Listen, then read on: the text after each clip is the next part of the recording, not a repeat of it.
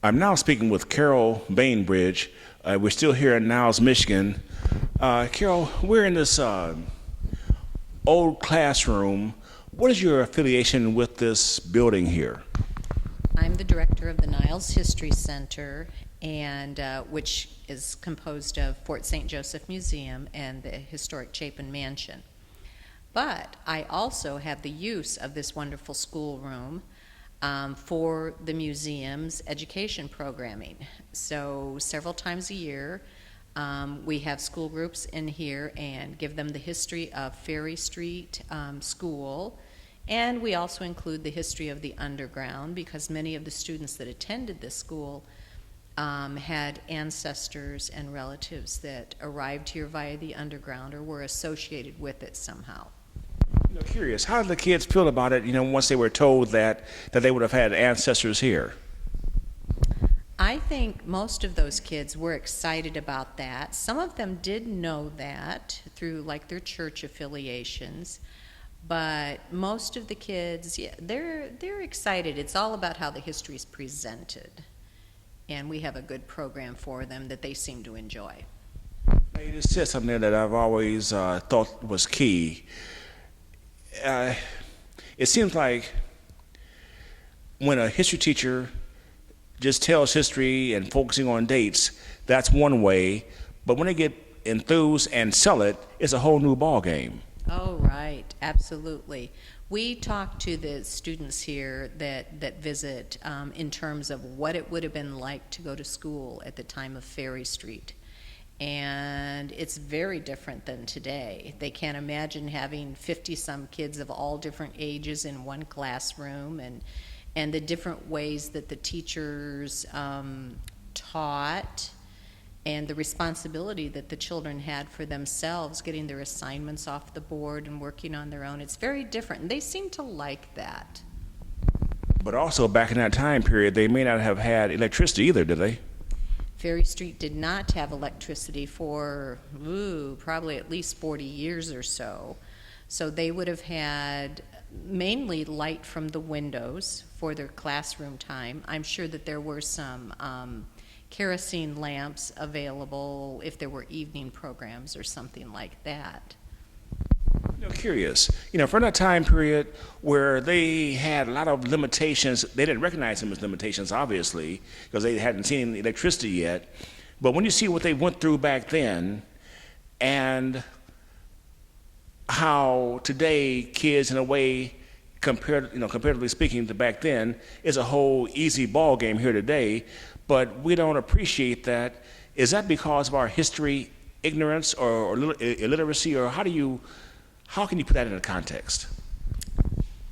I think we all just, and the students today, they're used to what they've always known. I mean, they've always had the electricity. Most of the students that come in here, they're familiar with computers. They've grown up with computers, and that's just a given for them. They're used to indoor bathrooms. The idea of an outdoor bathroom is so surprising to them. They understand the idea of a Joy John, but they've never heard of a regular outhouse or something like that. So I think they're used to it, and likewise the children that first attended here without the electric and all, it's all they knew, and I don't think it was so hard on them. It was what they knew and were used to. Joy John? the porta potties. Okay.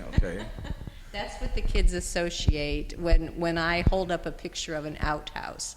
Right away they say, "Oh, Joy Johns," So, tell me, so what is it about the subject of history that attracts you to it? Why do you feel it's so important to know?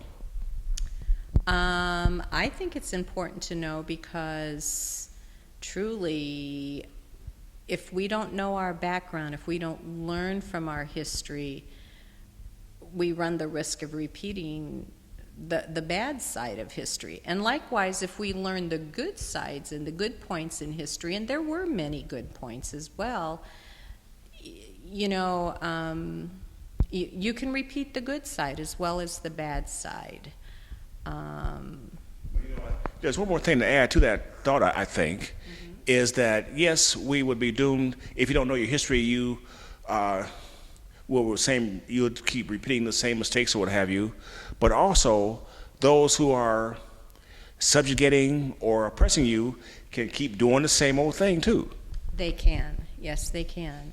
And I think it's always fascinating if we can get really personal with our history, not just talking dates and places, but talking people and character. And really, it's interesting to find out that the people back then aren't so different than the people today. And it's just plain fun. You know, it's fun to learn and to imagine and picture in your mind what it would have been like in the past, I think. So when you have adults coming through here, what has been the most astounding thing that you heard people say in reference to this classroom and in reference to how things must have been back then? I mean, what has been the most light coming on in your mind? When we first opened this building, we had an open house for the general public. And so we had a number of older members of the public that came in, and they had gone to school here. Now, obviously not in 1867 when Ferry Street first opened, but they came here in like the 1930s and 40s. And they had very good memories. I mean, I look at a classroom like this, and it's interesting, but I can't imagine dealing just with a chalkboard and desks like this and perceived limitations like that. But they had wonderful memories. Virtually everybody that came through and had attended here spoke about how much fun it was and what good memories they have. Now that could be some, seeing through rose-colored glasses, but nevertheless, it was impressive, and they learned, even without the computers and all, they learned. They learned their reading and their writing and their math and everything. I appreciate your taking time out. Okay, now you mentioned that you're over other centers also. Right. I'm the director of the Fort St. Joseph Museum, which is close by here, just a few blocks away. And it's a general Niles history museum, but it also has a wonderful history of Fort St. Joseph, which was built in 1691 as a French fur trade post, not too far from where we are right now. We have the history of the Underground Railroad. We have railroad history and a railroad classification yard history. Wonderful. We have 12 pictographs drawn by Sitting Bull that you will not see other places. So it's a wonderful small town museum with a big history. So I encourage everybody to come visit us. I'm also director and responsible for the historic Chapin Mansion, which was built in 1882. It's a wonderful house right on the grounds with the museum that people can tour, wonderful stained glass and carved wood. It's a great house as well. Thank you very much. All right, thank you. Thank you. And thank you for watching.